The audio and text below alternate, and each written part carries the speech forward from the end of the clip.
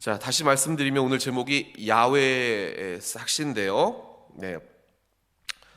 우리의 이 삶이 영적 전쟁이라고 말씀을 드렸죠. 이 삶을 살아가는데 세상은요, 늘 사람의 기술, 그러한 조직, 그러한 시스템, 그런 것들을 쫓아가게끔 합니다. 그게 편리하고, 그게 좋고, 그리고 그것이 화려하다고 이야기를 합니다. 그러나 우리 주님은요, 늘 우리에게 농사를 짓기를 원하십니다. 농사는 힘들고 또 많은 수고로움이 필요하죠. 그런데 주님은 그것이 필요하다고 말씀하고 계시는 것입니다.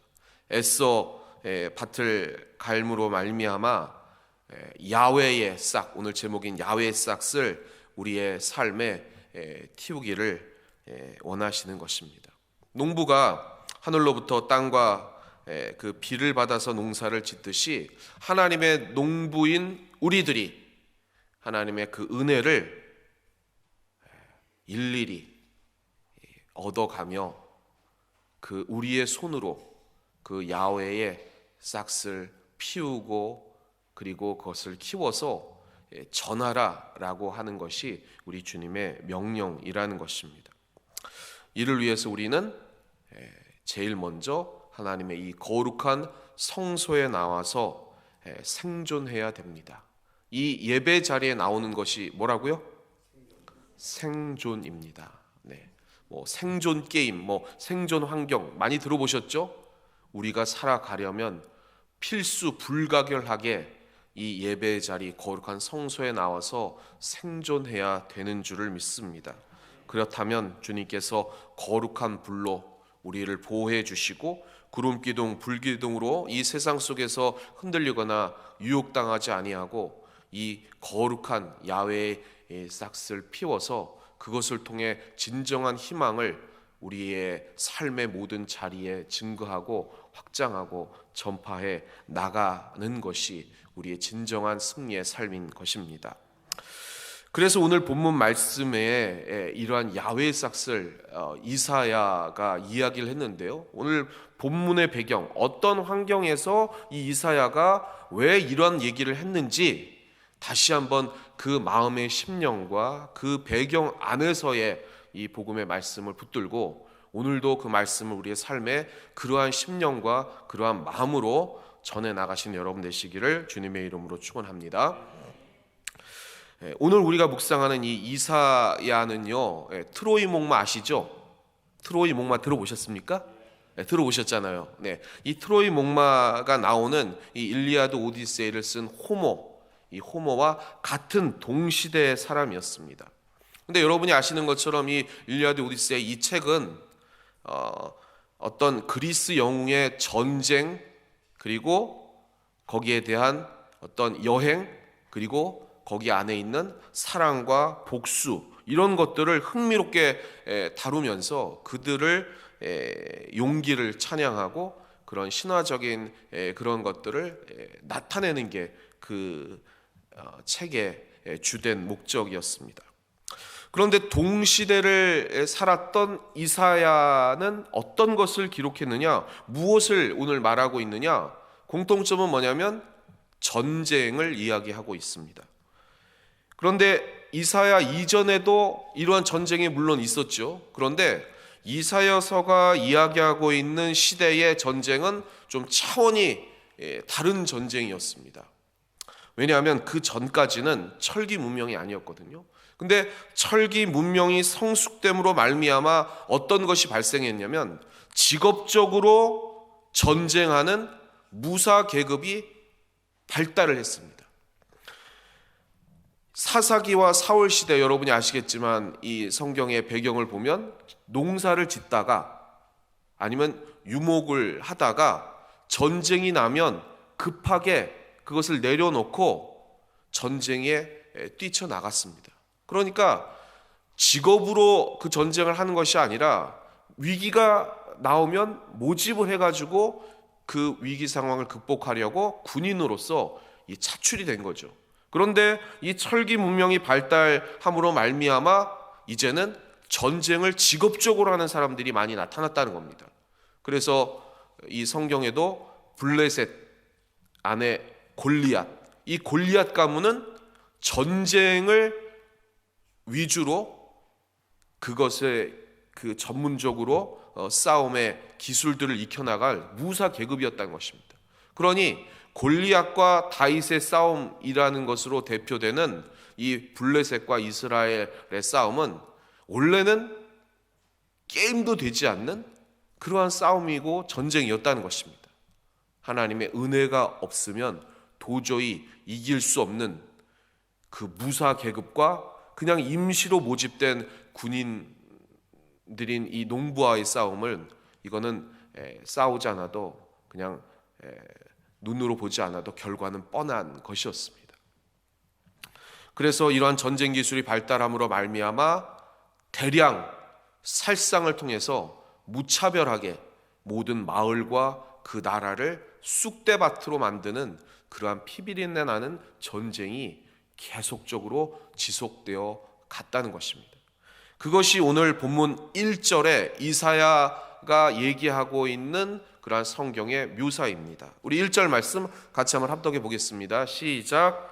그날에 7 여자가 한 남자를 붙잡고 말하기를 우리가 우리 떡을 먹으며 우리 옷을 입으리니 다만 당신의 이름으로 우리를 부르게 하여 우리가 수치를 면하게 하라 하리라. 이게 무슨 얘기입니까? 7 여자가 한 남자를 붙잡았대요. 왜 그랬죠? 왜 그랬습니까? 남자가 다 죽은 거죠. 전쟁에서 남자가 다 죽어서 우리를 통해서 한 남자를 만나서 가문을 이어가게끔 매달리는 겁니다. 결혼하지 못하는 수치를 면케하라는 것, 즉 사실상 전쟁에서 모든 것이 쑥대밭됐다는 그러한 피비린내 나는 현실을 지금 기록하고 있는 것입니다. 이러한 전쟁의 역사가 아주 옛날 이 성경에 그 고대 절대 왕조 시대만 있었던 것입니까? 최근까지만 해도 그 일이 비일비재한 것이죠. 우리도 일제 시대를 겪었고, 여러분이 잘 아시는 지금 선진국이라고 하고는 미국도 남북전쟁 때 여러분이 아시지 않습니까? 잘 아시는 바람과 함께 사라지다 그 소설에 보면 herman 장군이 그냥 남쪽에 초토화 작전을 펴가지고 전부 몰살을 합니다. 그래서 북에 있는 여러분이 잘 아시는 그 아주 유명한 명장군 리 장군 아시죠? 그 충성된 그 리 장군의 부하들마저도 자신의 가족들과 그 가문이 몰살됐다는 이야기를 들으니까 그 충성됐던 그러한 그 밑에 있는 장군 밑에 있는 그러한 수하들도 마음이 흔들려 가지고 탈출을 하지 않습니까? 탈옥을 해가지고 자기 가족은 어떻게 됐나 돌보러 가지 않습니까? 그것이 현실이었다는 것입니다. 오늘 본문에 나오는 이 예루살렘 사람들이 겪는 그러한 절망이 바로 그러한 전쟁입니다. 아무것도 남지 않았다. 윗사람들이나 귀족 가문들은 다 잡혀서 바벨론으로 끌고 가고, 힘없고 그리고 나약하고 그리고 가난했던 몇몇 사람들만 이 예루살렘 이 나라에 남아서 근근히 이 삶을 유지하고 있었던 그러한 현실이 바로 이 이사야서가 말하고 있는 그 땅이었다는 것입니다. 우리로 치자면은 만일 북한에서 전쟁이 나가지고 완전히 초토화됐다면 여러분 어떻게 되겠습니까? 서독이 이 동독 그 피폐해진 땅을 일으켜 세워가지고 아직도 그러한 영향으로 말미암아 제가 들은 바 된 이 독일 선교사님들, 지난번에도 이영표 선교사님이 그 사정 얘기를 하셨지만 아직도 그 통일에 대한 많은 분담금과 그것을 골고루 균형 있게 발전하려고 지금도 힘들어하는 것이 이 독일인데, 우리가 북한이 초토화되면 이 나라를 먹여 살리고 다시 그것들을 개발하는데 얼마나 많은 그 수많은 자금과 인력이 들겠습니까? 거의 아마 우리는 그 북한을 일으켜 세워 나가기는 불가능할 것입니다. 그리스의 이 호모는 그렇게 파괴된 도시들, 그리고 전쟁을 통한 그러한 절망적인 그 현실을 그대로 비추기보다는 그러한 신화적인 전쟁 영웅 일대기, 그런 것에 집중을 했습니다. 그리고 복수국이나 아니면 사랑이나 아니면 다른 신화적인 요소로 그것들을 미화하고 감추었다는 것입니다. 그러나 이사야서는 이 전쟁을 정확하게 기록하고 있었고, 그리고 싸움에 남은 자들의 이 처참한 상황을 그대로 이야기를 했다는 것입니다. 그러나 거기서 그치는 것이 아니라 보다 더 중요한 사실을 우리에게 알려주고 있습니다.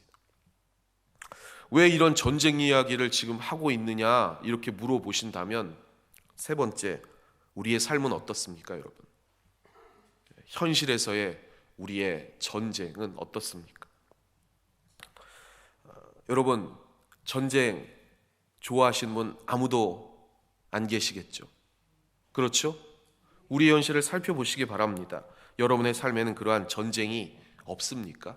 없다고 장담하실 수 있습니까? 우리의 자녀들은 다른 차원의 전쟁을 하고 있습니다. 어려서부터 지금 아이들은 어떤 전쟁을 하고 있느냐? 게임 전쟁을 하고 있습니다. 공부를 하기보다는 지금 어려서 아이들이 게임에 노출돼서 자신의 모든 희망과 비전을 쏟아야 할 다른 것들에 눈을 돌리지 않고 거기에 매몰되어 있는 게 우리 아이들입니다. 그래서 그 아이들이 커서는 입시 전쟁에 노출되고, 그리고 성적 가지고 좌지우지되는 그 삶 속에서 더더욱더 이 영혼은 마르고 피폐해져 가고 있습니다. 그리고 대학을 졸업해서 더 희망과 소망과 비전을 향해 나가야 되는데, 그 다음에는 어떤 전쟁이죠? 취업 전쟁을 하죠. 취업 전쟁에서 승리하면 그 다음에는 그 직장에서 마음 놓고 행복하게 살고 있습니까? 가정에서 또 이 사회에서 살아갈 만만치 않은 또 다른 환경과 더 큰 문제에 노출돼서 지금 10대에서 30대들은 이렇게 얘기하고 있습니다. 내가 여기 지금 왜 이러고 있는지 모르겠다. 다 그렇게 한탄하고 스스로 자조하고 그리고 스스로 자학하고 있다는 것입니다. 어제, 오늘인가? 어제, 하여튼 제 신문을 봤는데 어제자 뉴스, 여러분이 기사를 보셨겠지만 10대부터 30대까지 사망률 1위, 어떤 게 1위죠? 10대에서부터 30대에서 사망 원인 1위는 뭘까요? 뭐지요? 요새는 그 신문에 보니까 그냥 자살이라고 안 하고 고의적 자해라고 그렇게 표현을 했더라고요. 고의적 자해. 그래서 뭐 고의적 자해가 뭐야? 뭐 그래 봤더니 자살이더라고요. 하루에 38명, 40명씩 자살하고 있습니다. 14,000명. OECD 국가 1위. 작년 통계입니다. 그리고 어제 신문에 나왔던 그 기사입니다. 이게 영적 전쟁, 그리고 우리의 삶의 전쟁 아니겠습니까? 그 밖에도 많은 요인에 의한 사망과 문제들, 사건들, 그것들이 우리의 삶에 또 다른 차원의 전쟁으로 펼쳐져 있는 것입니다. 우리의 삶도 생존 경쟁이죠. 기술과 상품을 팔기 위한 또 다른 칼과 창을 들지 않았지 전쟁에 놓여 있는 것이고, 그것 때문에 주위의 사람들, 수많은 자신의 사람들을 믿지 못한 채 서로 경쟁하고 있는 게 또 다른 전쟁에 지금 놓여 있는 우리의 삶이라는 것입니다. 오늘 본문 2절처럼 피난민이 된 우리의 피폐해진 그러한 삶이라는 것입니다. 지난번 선교사 초청 때 그 이영표 독일 선교사님이 저랑 이렇게 얘기를 하면서 비전이 독일 이 사회의 그 선교사적 비전이 양로원을 세우는 게 비전이라고 얘기를 하더라고요. 왜 양로원을 세울까요, 여러분? 독일 이민 1세대들이 간호사와 그리고 광부로서 그렇게 삶에 적응하고 이제 연세가 드셔서 다 많이들 소천하시지만 그래도 아직도 남아서 이 연세 드신 어르신들이 치매나 알츠하이머 이런 병들을 겪으시면 노인 3분의 1이 그렇게 겪는다고 하는데 당연히 그렇게 걸리지 않겠습니까? 그러면 어떻게 되냐면 그때까지 썼던 독일어는 다 까먹는데요. 기억나는 건 한국말밖에 모르는데요. 그러면 그 독일 양로원에서 아니면 병원에서 한국말만 하니까 이 의사나 간호사들이 못 알아듣는 거예요. 그러니까 제대로 치료를 못 받아.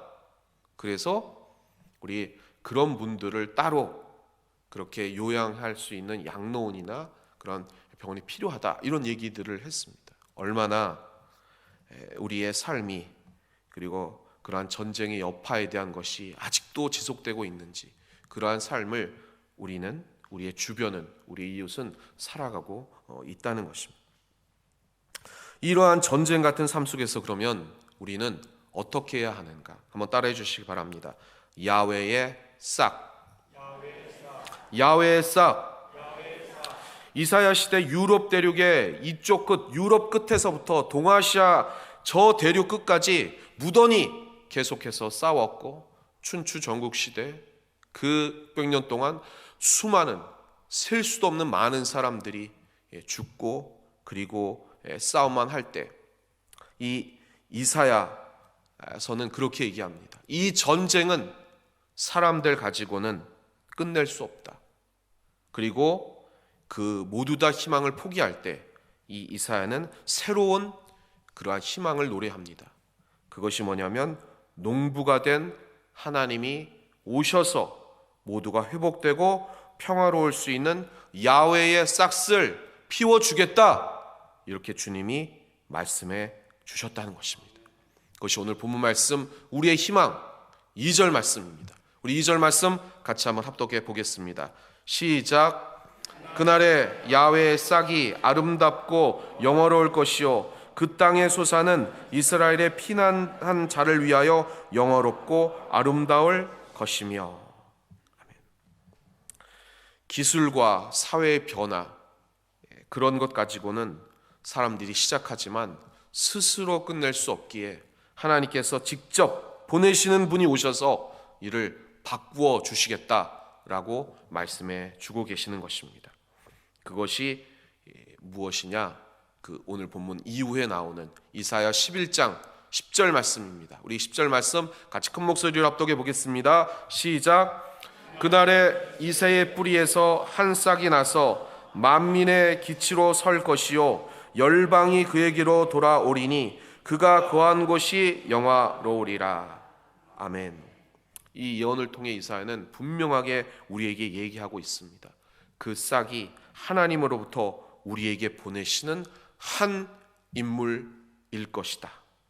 그분은 전능하신 분이고 우리에게 이 절망에서 다시 한번 희망의 싹을 피워주시는 그러한 하나님이시다라고 얘기하고 있습니다.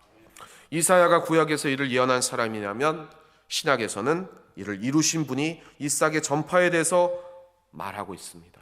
그분이 바로 누구십니까? 예수 그리스도이십니다.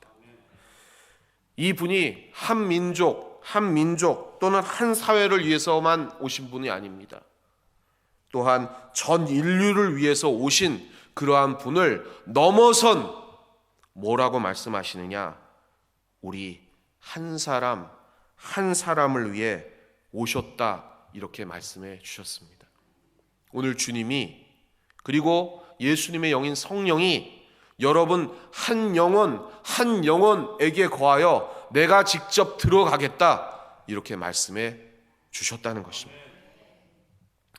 그래서 주님은 우리의 영혼의 밭에 관해서 이야기하시면서 야훼의 싹을 새롭게 말씀하십니다. 내가 너희들의 가슴밭에 찾아갈 때 누가 싹을 피울 것이냐? 그리고 누가 이를 통해서 농부들이 보호받아 열매를 맺듯이 구름기둥, 불기둥의 보호하심을 직접 경험할 것인가? 이렇게 오늘 주님이 말씀하고 계시는 것입니다. 그러나 때로는 우리는 절망합니다.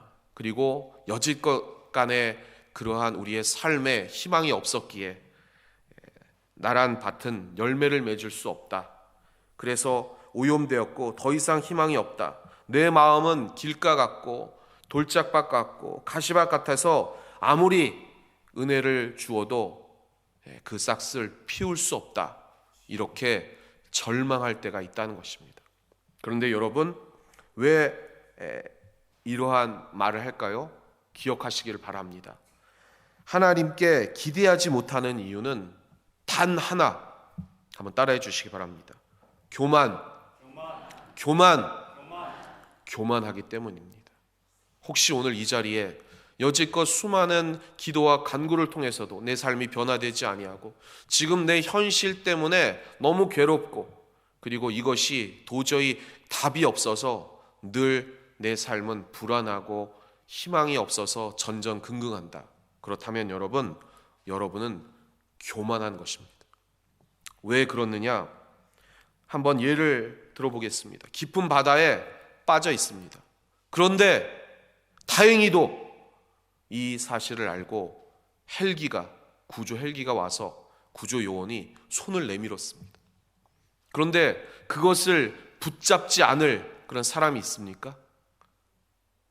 저 손을 붙잡기에는 내가 너무 힘이 겹다. 그리고 너무 거리가 멀다. 그리고 그때까지 나는 도저히 참지 못하겠다. 이런 사람이 있습니까?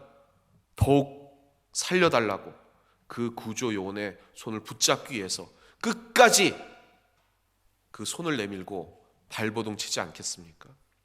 무슨 말씀을 드리느냐? 우리 주님이 하시겠다고 하면 반드시 여러분 손을 내밀어 주시고 붙잡아 주실 줄 믿습니다. 반드시 여러분의 삶을 다시 한번 꽃피워 열매 맺게 해 주실 줄 믿습니다. 그러한 약속이 있음에도 불구하고 절망하고 낭망한다면 여러분은 아직까지 여러분의 힘이 남아 있는 것입니다.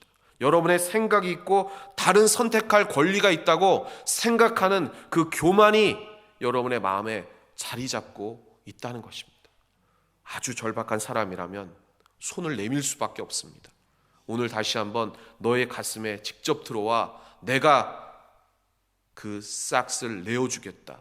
그리고 키워주겠다. 그리고 열매 맺게 해주겠다 라고 하시는 오늘 주님의 말씀을 여러분 받아 누리시기를 주님의 이름으로 축원합니다.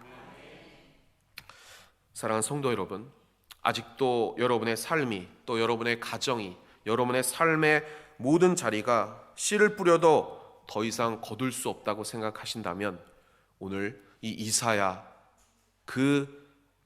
이 본문의 배경에 처한 그러한 절망이 내재되어 있고 그리고 희망의 싹실한 조금도 비치지 않는 그 땅에서도 하나님께서 직접 내가 내려와서 너에게 희망의 싹을 피워주겠다고 하는 그 언약의 말씀을 오늘 붙드시기를 주님의 이름으로 축원합니다. 제가 예전에 이곳 안산은 아니지만 저쪽 오이도 쪽 그 시와 공단에서 이제 예배를 드리는 사업장에 예배를 드리러 간 적이 있습니다.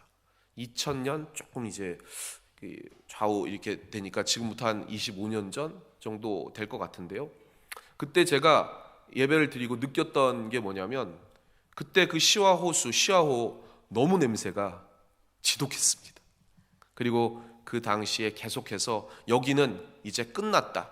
희망이 없다. 그렇게 얘기하던 때였습니다. 여러분도 그때 혹시 있으셨으면 아시겠죠? 제가 잘못 알았나요? 맞죠? 네, 제 기억이 틀리지 않기를 바라고 그랬습니다. 저도 정말 여기 못 살겠다. 너무 냄새가 난다. 그런 생각을 하면서 갔던 적이 있었습니다.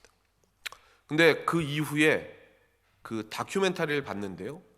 그 시화호를 변화시킬 수 없어서 그렇게 수많은 시간 동안 방치되고 냄새 났던 것을 바라봤던 담당 그 공무원이 여기는 글렀어요. 틀렸어요. 그렇게 다큐멘터리에 나오더라고요. 이 땅은 끝났습니다. 죽었습니다. 이렇게 공무원이 얘기를 하고 있었습니다.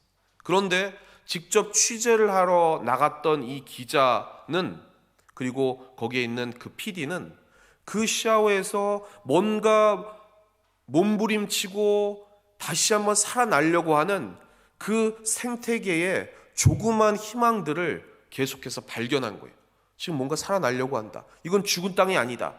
그것들을 가지고 계속해서 그들을 설득하고, 그리고 뭔가 변혁시키려고 운동하고, 그리고 뭔가 개혁하려는 의지를 계속해서 보였다는 것입니다. 그게 다큐멘터리에 나온 거예요. 말씀을 맺고자 합니다. 책상 앞에서 앉아 있거나 고개 숙이고 절망만을 그러한 외치는 사람에게는 결단코 희망은 찾아오지 않습니다. 찾아 애쓰는 사람, 그리고 야외에 싹 주시겠다는 그 언약을 절망 가운데서도 오직 그것이 유일한 희망인 줄 알고 발버둥 쳐며 그 손을, 내민 손을 붙잡는 자에게 주님께서는 은혜 주실 줄 믿습니다. 저와 여러분은 이러한 주님의 싹스를 찾으며 커가는 모습을 바라보며 늘 이 삶의 자리에서 희망을 부르짖는 여러분 되시기를 주님의 이름으로 축원합니다. 우리의 사랑하는 이 신앙 공동체에도 지금도 그러한 희망이 없어 울부짖는 영혼들이 있습니다. 그리고 그러한 치열한 영적 전쟁에서 희망이 없어 포기하는 그러한 영혼들도 있습니다. 그리고 이제는 길가에 돌짝밭이 돼서 더 이상 주님의 그 말씀을 힘입지 못하고 이 공동체를 떠나려고 하는 영혼들도 있습니다.